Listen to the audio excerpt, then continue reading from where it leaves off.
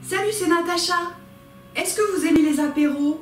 Moi oui, mais bon, les chips et les olives, j'en ai un petit peu marre. Alors aujourd'hui, je vous propose une recette pour transformer votre apéro en voyage. On va préparer des petits chaussons dont la saveur va vous embarquer jusqu'en Inde. Pour cette recette, il vous faut un oignon et 2 gousses d'ail, de l'huile d'olive, du gingembre moulu, un demi-bocal de pâte de curry, une grosse pomme de terre, du concentré de tomate, 200 ml de lait de coco et de crème de coco, 100 g de petits pois, alors en boîte ou surgelés comme vous voulez, 250 g de haché végétal, une demi-botte de coriandre, 5 pâtes feuilletées prêtes à dérouler et un œuf. Allez, on part en cuisine? Je commence par couper l'oignon et je le hache finement. Je verse une dose généreuse d'huile d'olive dans ma cocotte. Puis j'y ajoute l'oignon émincé et les 2 gousses d'ail écrasées. Je mélange bien et je laisse rissoler. J'ajoute le gingembre en poudre, la quantité c'est selon votre goût, et enfin la moitié du bocal de pâte de curry. Et je mélange à nouveau.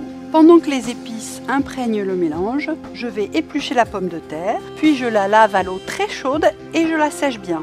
À l'aide d'une mandoline, je la coupe en petits bâtonnets. Ok, c'est prêt, allons voir la cocotte. J'y rajoute le concentré de tomate, environ la moitié d'un tube.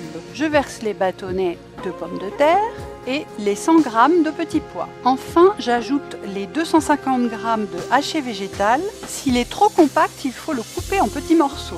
Je verse le lait de coco et la crème de coco. Je mélange à nouveau et c'est la fin de notre première étape. La garniture est prête, il va falloir la laisser refroidir. Je hache finement les feuilles de coriandre avant de les ajouter à la garniture. À l'aide d'un verre, je découpe des cercles dans la pâte feuilletée. Je mets une cuillère à café bien remplie de garniture dans le cercle, puis je referme le chausson en appuyant bien sur les bords pour éviter qu'il s'ouvre lors de la cuisson. Répétez l'opération jusqu'à épuisement du stock. Il vous faudra 2 plaques qui vont au four. Là, je bats un œuf que je vais utiliser pour badigeonner les chaussons, ce qui leur permettra de prendre une jolie couleur dorée durant la cuisson. Allez hop, c'est parti pour 15 minutes à 180 degrés. Et voici de magnifiques chaussons indiens. Mais qu'est-ce qui se passe? Mais, c'est une invasion de chaussons? Ah mais ça va pas du tout ça! Et ça vous fait rire en plus. Comme d'habitude, je vous mets la liste des ingrédients en description de cette vidéo.